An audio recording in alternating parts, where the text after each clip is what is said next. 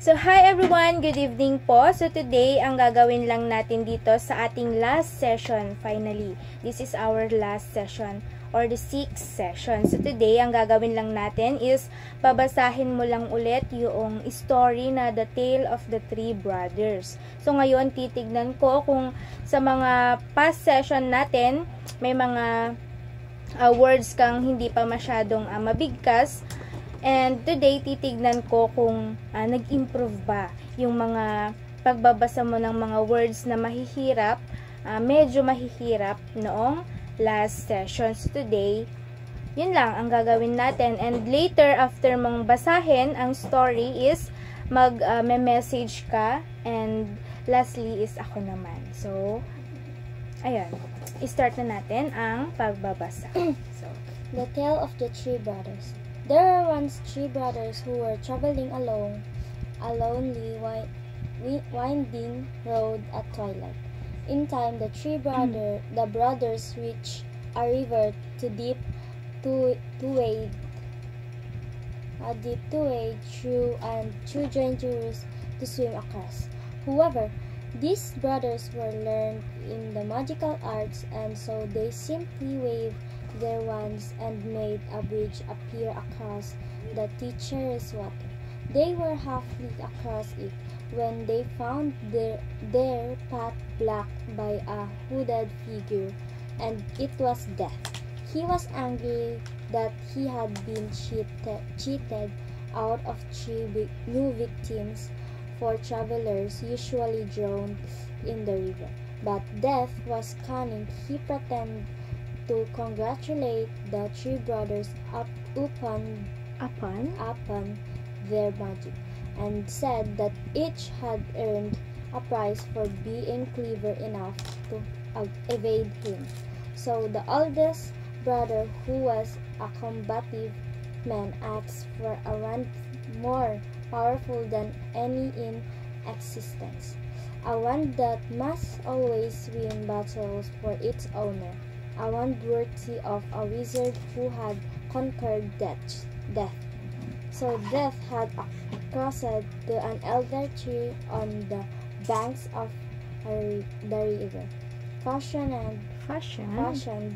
a wand from a branch that had hung there, and gave it to the oldest brother. Then the second brother, who was an arrogant man, decided that he wanted to humiliate Death still further, and asked for the power to recall others from death. So Death picked up a stone from the river bank and gave it to the second brother, and told him that the stone would have the power to bring back the dead. Finally, Death turned to the third brother. A humble man, he asked for something that would enable him to go forth from that place without being followed by Death, and so it was Death reluctantly handed over his own cloak of invisibility. In due course, the brothers separated, each for his own destination. The first brother traveled for a week or more, and reaching a distant village, sought out a fellow wizard with whom he had a quarrel. Naturally, with the elder one as his weapon, he could not fail to win the duel that followed, leaving his enemy Death upon the floor. The oldest brother proceeded to an inn where he boasted of the powerful wand which he had snatched from Death himself, and of how it made him invisible. That very night, another wizard crept upon the oldest brother as he lay one sudden upon his bed. The thief took the wand, and for good measure slit the oldest brother's throat, and so Death took the first brother for his own. Meanwhile, the second brother journeyed to his own home, where he lived alone her he took out the stone which had the power to recall the death, and turned it thrice in his hand. To his amazement and delight, the figure of the girl he had once hoped to marry before her untimely death appeared at once before him. Yet she was sad and cold, separate from his as tough by a death by veil. True thought she had Though she had returned to the mortal world, she did not truly belong there, and suffered. Finally, the second brother, driven mad by hopeless longing, killed himself so as to truly join her, and so death took the second brother for his own. But the death searched for the third brother for many years. He was never able to find him.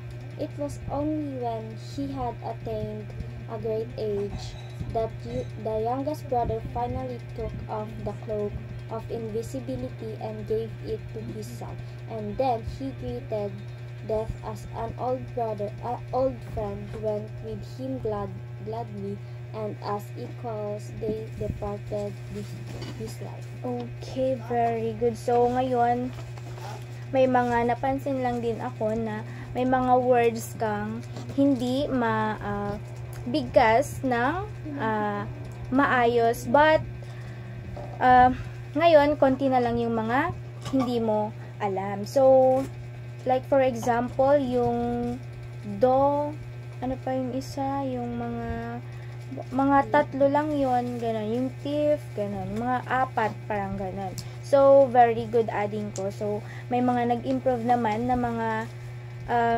words na hindi mo mabasa dati. So, maraming salamat. So, ngayon is magbibigay lang tayo ng message na ating natutuhan or kung may nag-improve ba, ganun. So, ngayon, may message ka ba sa akin na nagturo sa'yo ng isang story na magturo sa'yo na magbasa or spelling, ganun, yung mga ginawa nating activities noon. So, ano yung masasabi mo doon?